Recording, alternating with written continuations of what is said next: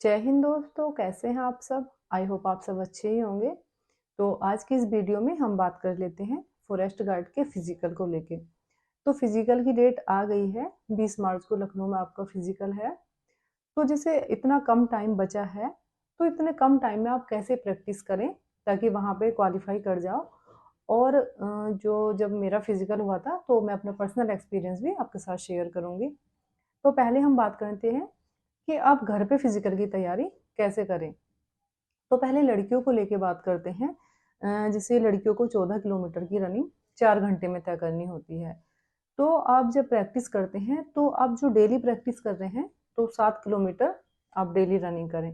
पर फिजिकल से पहले आप मतलब अभी 4-5 दिन बाद ही पूरी 14 किलोमीटर की रनिंग आप टाइम लगा के ज़रूर करके देखें, ताकि आपको अंदाज़ा हो जाए कि आप यदि आपका टाइम ठीक आ रहा है तो कोई दिक्कत नहीं है, लेकिन यदि टाइम ओवर आता है तो आपको ये अंदाज़ा हो जाए कि हाँ, मुझे अपनी स्पीड इतनी और बढ़ानी है ताकि वहाँ जाके क्वालिफाई कर जाऊँ। और लड़कियों को चिंता वाली कोई बात है नहीं, क्योंकि 4 घंटे काफ़ी होते हैं, तो दौड़ने की भी ज़रूरत नहीं है। तो वहाँ पे आप थोड़ा फ़ास्ट चलते हैं ना, और स्पीड आप अपनी एक ही रखें। तो एक स्पीड से आप कंटिन्यू चलते हैं बिना रुके, तो आप मतलब नॉर्मल टाइम में मतलब पूरे 4 घंटे आपको लगेगी ही नहीं। उससे कम टाइम में ही आप अपना फिज़िकल वहाँ पे कर दोगे। फिर हम बात करते हैं लड़कों को लेके। तो जैसे लड़कों को 25 किलोमीटर की रनिंग 10 किलो वज़न के साथ 4 घंटे में करनी होती है। तो देखो, वज़न के साथ चलना बहुत मुश्किल काम होता है।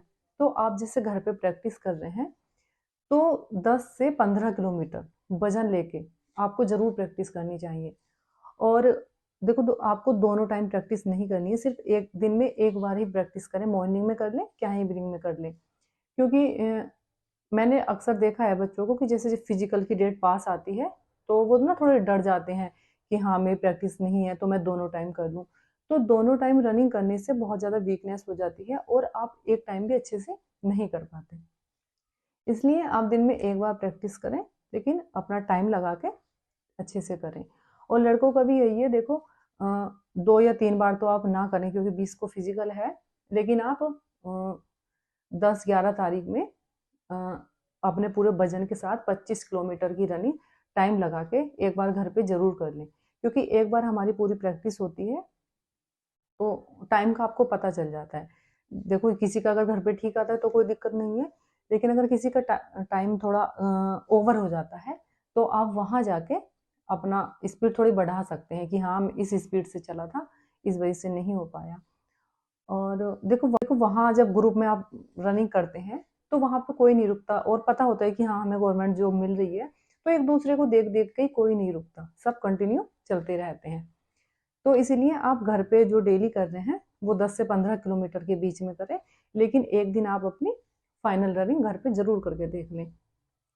और एक बात की, जब आपका जैसे फिजिकल है उससे 2 या 3 दिन पहले आपको बिल्कुल भी रनिंग नहीं करनी है घर पे। देखो, बॉडी को प्रॉपर रेस्ट की जरूरत होती है, तो आप 2-3 दिन पहले जरूर छोड़ दें।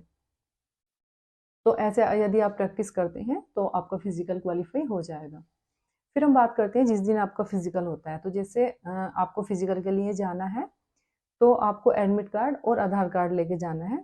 बाकी आपके एडमिट कार्ड जारी होंगे तो उस पर लिखा होगा कि क्या क्या डॉक्यूमेंट्स आपको वहाँ पे लेके जाने हैं। तो जब आपकी वहाँ पे एंट्री होती है एडमिट कार्ड और आधार कार्ड देख के, तो सबसे पहले आपकी हाइट मेज़र की जाती है, उसके बाद वेट। तो लड़कियों को ये भी था कि 45 से 58 किलोमीटर, सॉरी, 45 से 58 केजी वेट लेते हैं। तो देखो, जब इससे पहली वाली भर्ती हुई थी, मतलब हमारी वाली वैकेंसी में, तो जब लड़कियों का वेट किया था तो ओवर वेट में किसी लड़की को नहीं निकाला था, क्योंकि कुछ लड़कियों की हाइट बहुत ज़्यादा होती है और वो हेल्दी होती हैं। तो मतलब ओवरवेट वाला इशू कोई था ही नहीं, तो शायद इस बार भी कोई ना हो, तो इस बात से घबराने की ज़रूरत नहीं है। तो जैसे आपकी हाइट हो जाती है, वेट हो जाता है, फिर आपको अंदर भेज देते हैं, आपके दोनों पैर में चिप बांध दी जाती है। वही लड़कों के साथ होता है, हाइट हो जाती है, वेट हो जाता है और चेस्ट वगैरह उनका जो मेज़र होता है वो हो जाता है। उसके बाद उनके दोनों पैरों में भी चिप बांध दी जाती है। तो जैसे आपके पैर में चिप बांधती है और जो ग्राउंड है, स्मृति उपवन में आपका मतलब रनिंग होती है।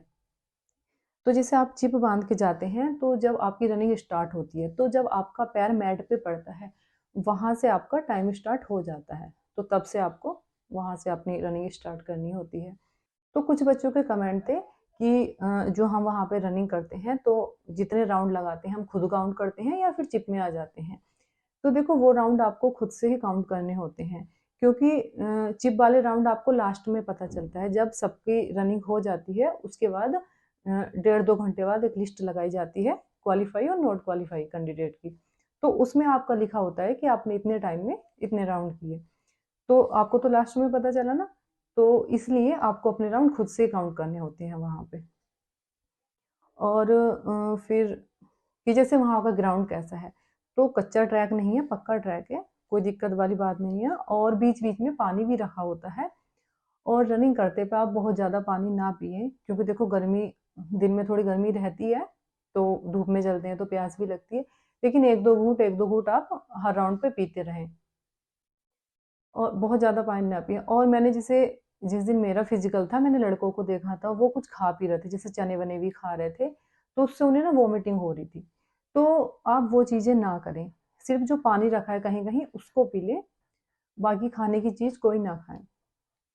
तो लड़कों के लिए थोड़ी मतलब वज़न के साथ चलते हैं इसलिए ज़्यादा दिक्कत है, वरना आपका जैसे आप ग्रुप में चलते हैं ना, तो सब कुछ आसानी से हो जाता है।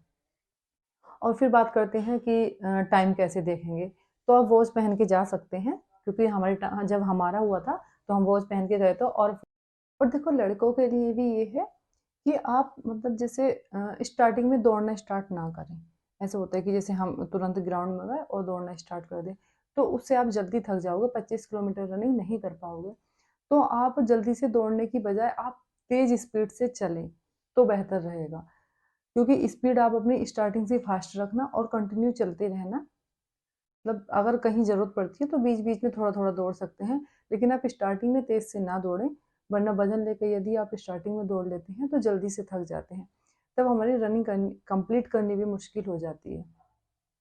और देखो सभी के लिए बेस्ट ऑफ लक, क्योंकि देखो जब हम लोगों का फिजिकल हुआ था, जून जुलाई में हुआ था, तब कितनी गर्मी होती है और अब देखो आपका मार्च में हो रहा है। जैसे मैंने पिछली वीडियो में बताया भी था, यदि आपका फिजिकल मार्च अप्रैल में हो जाता है तो ठीक है, वरना गर्मियों में फिजिकल अब नहीं कराते, पहले करा दिया करते थे। तो मौसम का अंतर आप देखिए, तो देखो जो बच्चे पहले जॉब कर रहे हैं उन्होंने भी तो फिजिकल क्वालिफाई किया है ना, और उन्होंने तो इतनी गर्मी में किया है, तो आपको तो मौसम में भी थोड़ी राहत मिली है। तो बिल्कुल भी चिंता की कोई ज़रूरत नहीं है, आप आराम से अपना फिजिकल करके आइए, अच्छे से हो जाएगा। Thank you.